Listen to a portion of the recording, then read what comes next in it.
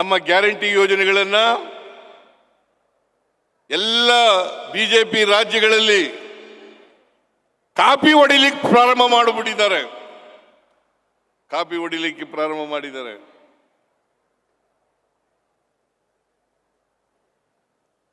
Copy ಹೊಡಿಲಿಕ್ಕೆ ಪ್ರಾರಂಭ ಮಾಡಿದ್ದಾರೆ. ಇವತ್ತು ನಾವು 5 ಗ್ಯಾರಂಟಿ ಯೋಜನೆಗಳನ್ನು ಕೂಡ ಜಾರಿ ಕೊಟ್ಟಿದ್ದೀವಿ. 5 ಗ್ಯಾರಂಟಿ ಯೋಜನೆಗಳನ್ನು ಕೂಡ ಜಾರಿ ಕೊಟ್ಟಿದ್ದೀವಿ. ಈ ಯೋಜನೆಗಳಿಗೆ ಸುಮಾರು 1 ಲಕ್ಷಕ್ಕೂ ಹೆಚ್ಚು ಕೋಟಿ ರೂಪಾಯಿಗಳನ್ನು ಖರ್ಚು ಮಾಡಿದ್ದೇವೆ. 1 ಲಕ್ಷಕ್ಕೂ ಹೆಚ್ಚು ಕೋಟಿ ರೂಪಾಯಿಗಳನ್ನು ಖರ್ಚು ಮಾಡಿದ್ದೀವಿ. ವಿರೋಧ ಪಕ್ಷದವರು ಹೇಳ್ತಾರೆ ಕರ್ನಾಟಕ ಸರ್ಕಾರದಲ್ಲಿ ದುಡ್ಡಿಲ್ಲ, ಅಭಿವೃದ್ಧಿ ಕೆಲಸಗಳು ನಡೀತಾ ಇಲ್ಲ, ಕರ್ನಾಟಕ ಸರ್ಕಾರ ದಿವಾಳಿ ಆಗಿದೆ ಆರ್ಥಿಕವಾಗಿ ಅಂತಕ್ಕಂಥ ಮಾತುಗಳನ್ನು ಹೇಳ್ತಾರೆ. ಆರ್ಥಿಕವಾಗಿ ದಿವಾಳಿ ಆಗಿದ್ರೆ, ಕರ್ನಾಟಕ ಸರ್ಕಾರದಲ್ಲಿ ದುಡ್ಡೇ ಇಲ್ಲದೆ ಹೋಗಿದ್ರೆ 1 ಲಕ್ಷ ಕೋಟಿ ರೂಪಾಯಿಗಳನ್ನು ಖರ್ಚು ಮಾಡಲಿಕ್ಕೆ ಸಾಧ್ಯ ಆಗ್ತಿತ್ತೆ ಅಂತಕ್ಕಂಥ ಮಾತುಗಳನ್ನು ಹೇಳಲಿಕ್ಕೆ ಬಯಸ್ತಾ ಇದ್ದೇನೆ. ಇಲ್ಲಿ ಮಹಿಳೆಯರಿದ್ದಾರೆ. ಶಕ್ತಿ ಯೋಜನೆ ಎಲ್ಲ ಮಹಿಳೆಯರು ಕೂಡ, ರಾಜ್ಯದ ಎಲ್ಲ ಮಹಿಳೆಯರು ಕೂಡ ಸರ್ಕಾರಿ ಬಸ್ಸುಗಳಲ್ಲಿ ಫ್ರೀಯಾಗಿ ಪ್ರಯಾಣ ಮಾಡಬಹುದು. ಏನಮ್ಮ ತಾಯಿ ಕೈ ಎತ್ತಿ ನೋಡೋಣ. ನೋಡಿ, ಇವರೆಲ್ಲ ಫ್ರೀಯಾಗಿ ಪ್ರಯಾಣ ಮಾಡ್ತಾ ಇದ್ದಾರೆ. ಯಾವ ರಾಜ್ಯದಲ್ಲಿ ಇದೆ ನೋಡೋಣ, ಹೇಳಿ. ಯಾವ ರಾಜ್ಯದಲ್ಲಿ ಇದೆ ಫ್ರೀಯಾಗಿ? ಎಲ್ಲರೂ ಪ್ರಯಾಣ ಮಾಡ್ತಕ್ಕಂಥದ್ದು. ಆಮೇಲೆ ಗೃಹಲಕ್ಷ್ಮಿ ಯೋಜನೆ, ನಮ್ಮ ಲಕ್ಷ್ಮಿ ಹೆಬ್ಬಾಳ್ಕರ್ ಇಲ್ಲೇ ಕೂತಿದ್ದಾರೆ.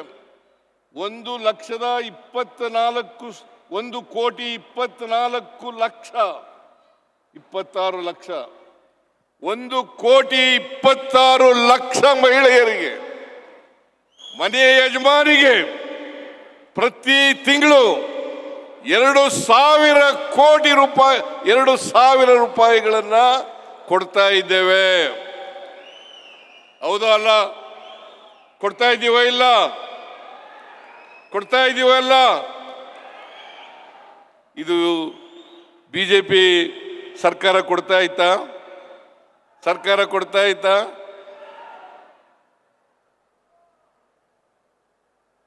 ಗೃಹ ಜ್ಯೋತಿ ಯೋಜನೆಯಲ್ಲಿ 1,62,00,000 ಕುಟುಂಬಗಳಿಗೆ 200 ಯೂನಿಟ್ ವರೆಗೆ ಫ್ರೀ ಕರೆಂಟ್. ಸಾಮಾನ್ಯವಾಗಿ ಮಧ್ಯಮ ವರ್ಗದವರು, ಬಡ ಕುಟುಂಬದವರು, ಅವ್ರು ಯಾರು ಕೂಡ ವಿದ್ಯುತ್ ಶಕ್ತಿ ಬಿಲ್ಲನ್ನು ಕಟ್ಟಬೇಕಾಗಿಲ್ಲ. ಕಟ್ತೀರಾ? ಹೇಳಿ ನೋಡೋಣ. ನೀವೇ ಹೇಳಬೇಕು. ಸರ್ಕಾರದ ಸವಲತ್ತುಗಳನ್ನು ಪಡೆಯತಕ್ಕಂಥ ಜನ ಇವತ್ತು ಅನೇಕ ಸವಲತ್ತುಗಳನ್ನು ವಿತರಣೆ ಮಾಡಿದ್ದೀವಿ. ಈ ಸವಲತ್ತುಗಳನ್ನು ವಿತರಣೆ ಮಾಡಿರ್ತಕ್ಕಂಥದ್ದು ಸರ್ಕಾರ ದುಡ್ಡಿಲ್ಲದೆ ಹೋದ್ರೆ ಮಾಡ್ಲಿಕ್ಕೆ ಸಾಧ್ಯ ಆಯ್ತಿತ್ತಾ? ನಿಮ್ಮ ಜಿಲ್ಲೆಯವರೇ ಆದಂತ KH ಮುನಿಯಪ್ಪನವರು ಆಹಾರ ಮಂತ್ರಿಗಳು, ಅನ್ನಭಾಗ್ಯ ಕಾರ್ಯಕ್ರಮ 5 kg ಪುಕ್ಕಟೆಯಾಗಿ ಕೊಡ್ತಾ ಇದ್ದೆ. ಹಿಂದೆ ಇದ್ದಾಗ ನಾವು ಘೋಷಣೆಯನ್ನು ಮಾಡಿದ್ದು, ನಾವು ಅಧಿಕಾರಕ್ಕೆ ಬಂದ್ರೆ ಮತ್ತೆ 5 kgಯನ್ನು ಕೊಡ್ತೇವೆ. ಜನರ ಅಪೇಕ್ಷೆಯಂತೆ 5 kg ಹಣವನ್ನು ಕೊಡ್ತಾ ಇದ್ದು, ಅದರ ಬದಲಿಗೆ ಬೇರೆ ಪದಾರ್ಥಗಳನ್ನು ಕೊಡ್ತಾ ಇದ್ದೇವೆ. ಸಕ್ಕರೆ, ಉಪ್ಪು, ಎಣ್ಣೆ, ಬೇಳೆ, ಇವೆಲ್ಲ ಪದಾರ್ಥಗಳನ್ನು ಕೂಡ ಕೊಡ್ತಾ ಇದ್ದೇವೆ. ನಿಮ್ಗೆಲ್ಲ ಒಪ್ಪಿಗೆ ಇದೆಯಲ್ವಾ?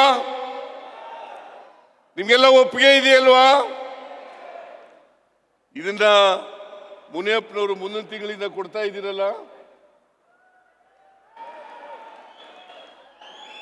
ಮುನಿಯಪ್ಪನವರೇ ಮುಂದಿನ ತಿಂಗಳಿಂದ ಕೊಡ್ತಾ ಇದ್ದೀರಲ್ಲ.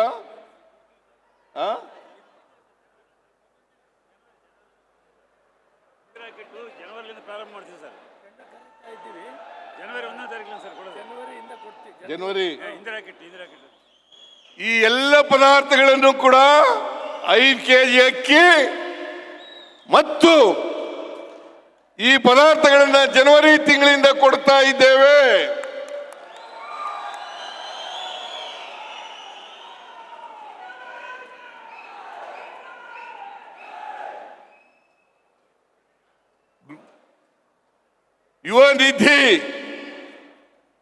ಯುವ ನಿಧಿ ಯಾರಿಗೆ ಕೆಲಸ ಇಲ್ಲ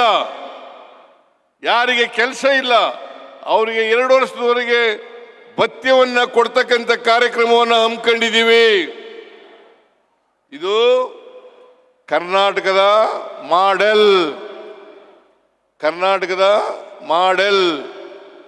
ಹೇಳ್ತಾ ಇದ್ರು. ನರೇಂದ್ರ ಮೋದಿ ಅವರು ಹೇಳ್ತಾ ಇದ್ರು, ಗುಜರಾತ್ ಮಾಡಲಿ ಸರ್ಕಾರ, ಎಲ್ಲ ಕಡೆ ಮಾಡ್ತೀವಿ ಅಂತ ಹೇಳ್ತಾ ಇದ್ರು.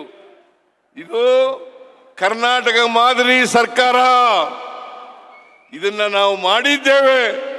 ನಾವು ಮಾಡಿರ್ತಕ್ಕಂಥ ಅನೇಕ ಅಭಿವೃದ್ಧಿ ಕಾರ್ಯಕ್ರಮಗಳನ್ನ ಬಿಜೆಪಿ ಅಧಿಕಾರದಲ್ಲಿರ್ತಕ್ಕಂಥ ರಾಜ್ಯಗಳು ಕಾಪಿ ಹೊಡೆದಿದ್ದಾವೆ ಅಂತಕ್ಕಂಥ ಮಾತುಗಳನ್ನು ಹೇಳಲಿಕ್ಕೆ ಬಯಸ್ತಾ ಇದ್ದೇನೆ. ಯಾವ ಪ್ರಧಾನಮಂತ್ರಿ, ಯಾವ ಬಿಜೆಪಿ ನಾಯಕರು ಹೀಯಾಳಿಸ್ತಾ ಇದ್ರು ಈ ಕಾರ್ಯಕ್ರಮಗಳನ್ನ, ಇವನ್ನ ಜಾರಿ ಮಾಡಕ್ಕಾಗಲ್ಲ ಅಂತ ಹೇಳ್ತಾ ಇದ್ರು. ಅವರೇ ಮೊನ್ನೆ ನಡೀತಲ್ಲ ಚುನಾವಣೆ, ಬಿಹಾರ್ನಲ್ಲಿ ನಡೀತಕ್ಕಂಥ ಚುನಾವಣೆಯಲ್ಲಿ 10,000 ರೂಪಾಯಿ ಬಡ ಕುಟುಂಬಗಳಿಗೆ 1 ವರ್ಷದವರೆಗೆ 1 ವರ್ಷ ಕೊಟ್ಟಿದ್ದಾರೆ. ಅದರಿಂದ ಅವರು ಗೆಲ್ಲಲಿಕ್ಕೆ ಸಾಧ್ಯ ಆಯಿತು ಅಂತಕ್ಕಂಥದ್ದನ್ನು ಅರ್ಥ ಮಾಡ್ಕೋಬೇಕಾಗ್ತದೆ.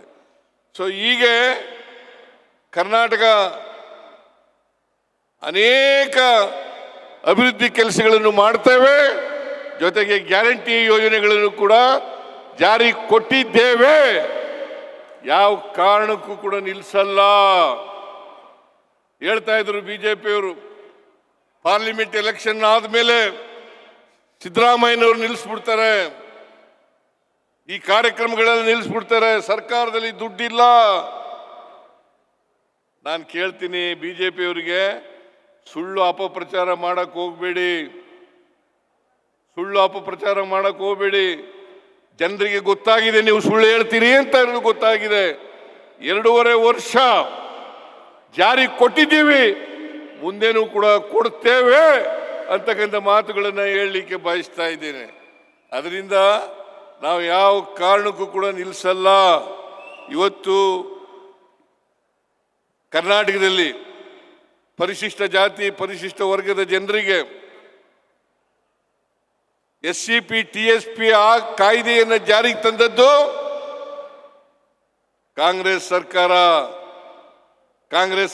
ನಾನು ಹಿಂದೆ ಮುಖ್ಯಮಂತ್ರಿ ಆಗಿರುವಾಗ 2013ರಿಂದ